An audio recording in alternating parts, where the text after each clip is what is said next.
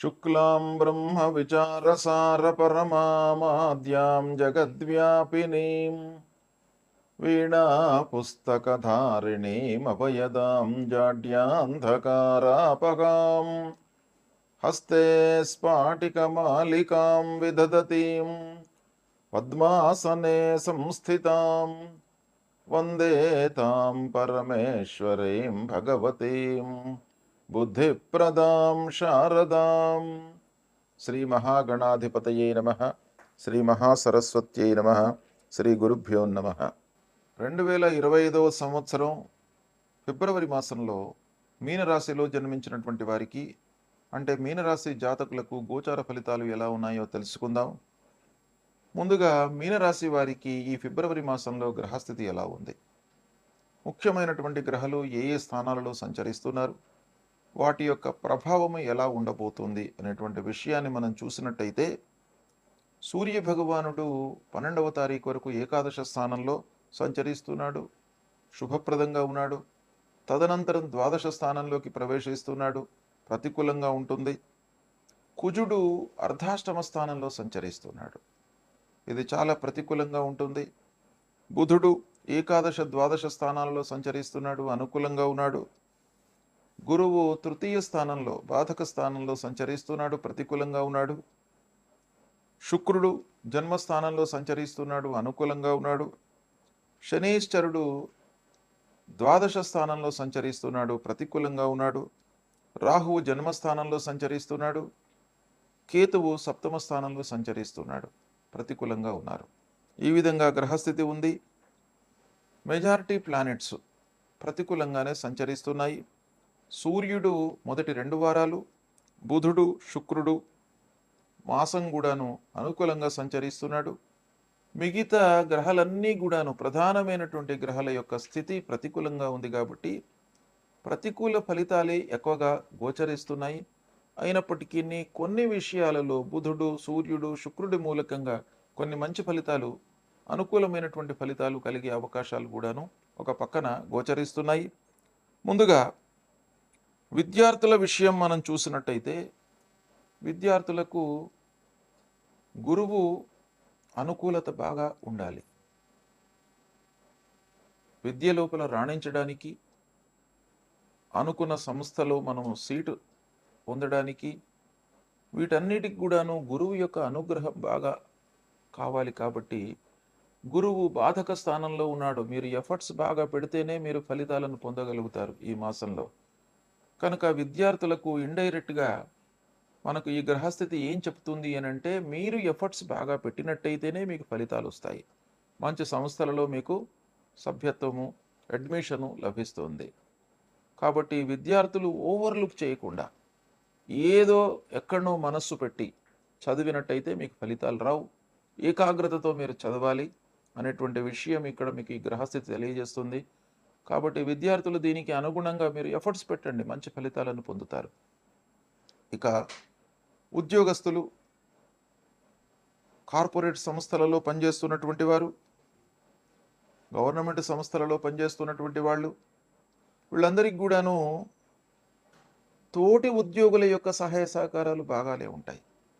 కానీ హైఅప్స్ యొక్క సహకారం లేకపోవడం మూలకంగా కొన్ని విషయాలలో మీరు ఇబ్బందులను ఎదుర్కొనేటువంటి అవకాశాలు ఒక పక్కన గోచరిస్తున్నాయి. కాబట్టి తోటి ఉద్యోగులను ప్రసన్నం చేసుకోవడం కంటే కూడాను అధినాయకులను, పైవారితో మీరు స్నేహం పెంపొందించుకోవడము, వారితో అనుకూలంగా ఉండడము అనేటువంటిది చాలా మీకు కావలసినటువంటి విషయంగా ఇక్కడ ఈ గ్రహస్థితి సూచిస్తుంది. కనుక ఉద్యోగస్తులు ఇది మీరు మనసులో పెట్టుకొని హైఅప్స్తో మీరు అనుకూలంగా ఉండడానికి, వాళ్ళతో స్నేహంగా ఉండడానికి, వాళ్ళ యొక్క మన్నలను పొందడానికి మీరు ప్రయత్నాలు చేయాలి. అప్పుడు మీరు సఫలీకృతులవుతారు. ఇకపోతే ప్రారంభించినటువంటి పనుల లోపల అనవసరమైనటువంటి ఆటంకాలు, తద్వారా అవి లేటుగా పూర్తి కావడము, ఆలస్యంగా పూర్తి కావడం మూలకంగా మీకు ఒక ఆర్థికపరమైనటువంటి భారం పెరిగిపోతుంది. అంటే మీరు ఒక పనిని ఈ సమయంలో పూర్తి చేసినట్టయితే ఇంత లాభం వస్తుంది అనేటువంటి ఒక దృష్టితో మీరు ప్రారంభిస్తారు.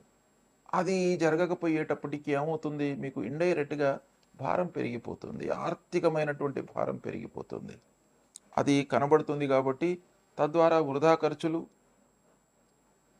పని లోపల మీరు అశ్రద్ధకు లోనుకు కావడము, పనిపై మనస్సు నిలపకపోవడము, ఇవన్నిటి మూలకంగా కూడాను ఆ రిజల్ట్ పైన మీకు ప్రభావం చూపిస్తుంది.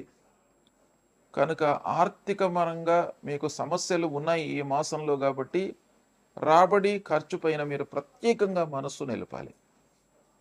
ఆదాయం ఎలా ఉంది, మనకు ఖర్చులు ఎలా ఉన్నాయి, కొన్ని ఫిక్స్డ్ ఖర్చులు ఉంటాయి. అవి తప్పకుండా మనము ప్రతి నెల లోపల కూడాను ఖర్చు పెట్టవలసి వస్తుంది. కొన్ని ఫోర్స్డ్గా వస్తూ ఉంటాయి, మనకు తెలియకుండా కొన్ని ముందుకు వస్తూ ఉంటాయి. అలాంటి వాటిని కూడాను దృష్టిలో పెట్టుకొని మీరు చేయాలి. ముఖ్యంగా అనవసరమైనటువంటి రిపేర్లు ముందుకు వస్తాయి ఈ మాసం లోపల. వాహనాల మూలకంగా గృహం విషయం లోపల మరమ్మతులు ముందుకు రావడము, ఇలాంటివన్నీ ముందుకు రావడం మూలకంగా మీకు ఖర్చుల భారం పెరిగిపోయేటువంటి అవకాశం కనబడుతుంది.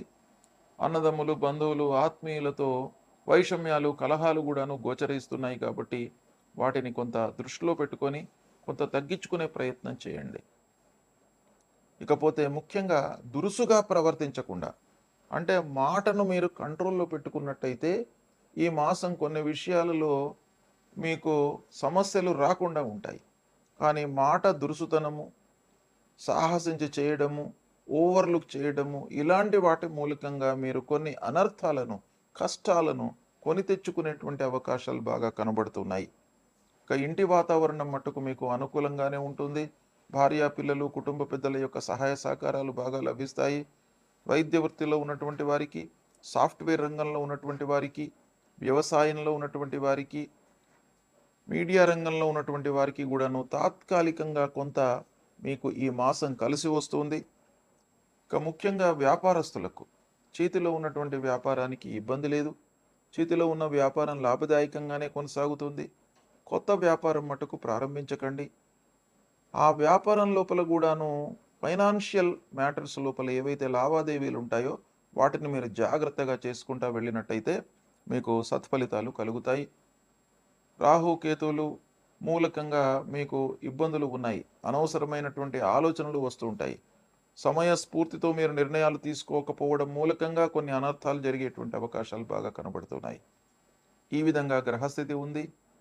ఓవరాల్గా మనం చూసినట్టయితే కుజుడు అర్ధాష్టమ స్థానంలో సంచరిస్తున్నాడు కాబట్టి ఆ కుజ భగవానుని నిమిత్తమై సుబ్రహ్మణ్యేశ్వర స్వామిని కొలవండి. సుబ్రహ్మణ్య స్వామి దేవాలయానికి వెళ్ళండి. లక్ష్మీ నరసింహస్వామిని కొలవండి. ధరణీ గర్భ సంభూతం విద్యుత్ కాంచన సన్నిభం కుమారం శక్తిహస్తంచ మంగళం ప్రణమామ్యహం అనేటువంటి మూలమంత్రాన్ని ప్రతినిత్యం కూడాను పఠించండి. తర్వాత గురుదేవతలను పూజించండి. గురువులను, సద్గురువులను సందర్శించుకోండి. మాతాపితృవులకు సేవ చేయండి. తర్వాత దత్తాత్రేయ స్వామిని దర్శించుకోండి. దక్షిణామూర్తి స్తోత్ర పారాయణం చేయండి. అమ్మవారి దేవాలయానికి వెళ్ళండి. హనుమాన్ చాలీసా పారాయణం చేసుకోండి. నవగ్రహ స్తోత్రాన్ని ప్రతినిత్యం కూడాను పఠించండి. ఇలాంటి పరిహారాలు మీరు చేసుకున్నట్టయితే శుభ ఫలితాలు కలుగుతాయి. శుభం.